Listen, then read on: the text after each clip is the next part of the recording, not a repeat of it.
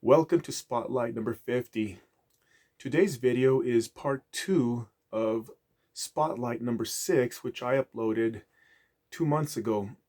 So in 2nd Nephi chapter 10, verses 8 through 11, we read, And it shall come to pass that they shall be gathered in from their long dispersion, meaning the lost tribes of Israel, from the isles of the sea, and from the four parts of the earth, and the nations of the Gentiles shall be great in the eyes of me, saith God, in carrying them forth to the lands of their inheritance.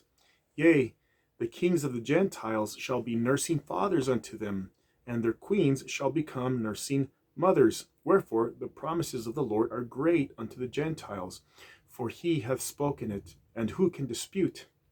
But behold, this land, said God, shall be a land of thine inheritance, and the Gentiles shall be blessed upon the land.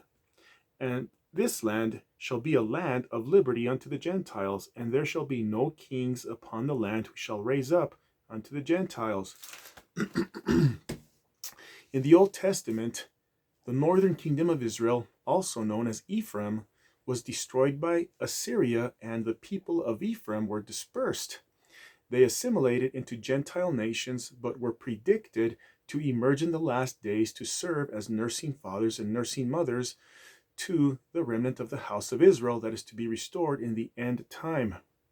These Gentile kings and queens is a motif which Isaiah used and which is repeated in the Book of Mormon to describe a subset of Gentiles who repent and become covenant people of the Lord.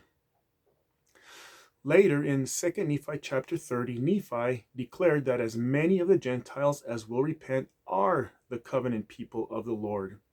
In order to understand this concept better, we need to go back to Genesis chapter 48, where Jacob blesses his grandsons Ephraim and Manasseh.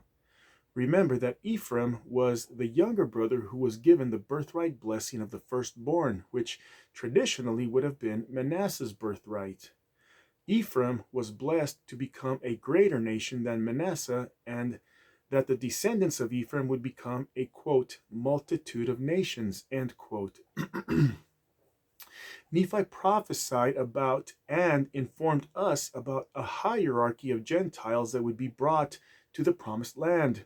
They are the mother Gentiles from Europe, the Gentiles who settle the Americas, repentant Gentiles who become covenant people, and the Gentile kings and queens, or nursing fathers and nursing mothers.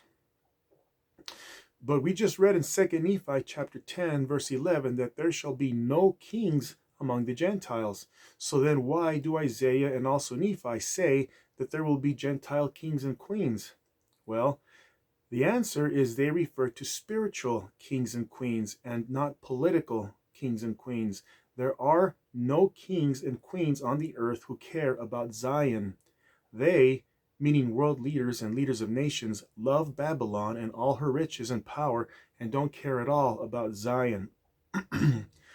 Those of us who have been through the temple know that we have been anointed to become kings and queens, but that we will not see this realized except through our faithfulness.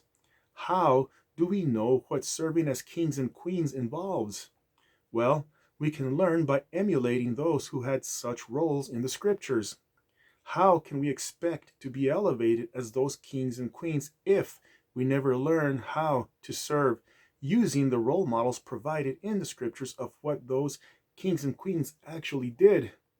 One example would be Ammon, son of King Mosiah, who selflessly rejected becoming the next political king and instead became a spiritual king to serve his heathen brothers and sisters, the Lamanites, in the form of a lowly servant to the vassal king Lamoni. Of course, our greatest example is Jesus Christ, who came not to be served, but to serve. And he showed us through patience and long-suffering how to become the perfect spiritual king or queen. Nephi also referred to them as nursing fathers and nursing mothers, and Isaiah referred to them as foster fathers and nursing mothers. If you are of the tribe of Ephraim, it is your duty, as Jesus Christ declared in the first 10 verses of D&C section 103 to become one such foster father or nursing mother. Or else, as Nephi declared, you will become as salt that has lost its savor, which is good for nothing but to be cast out and trodden under foot of men.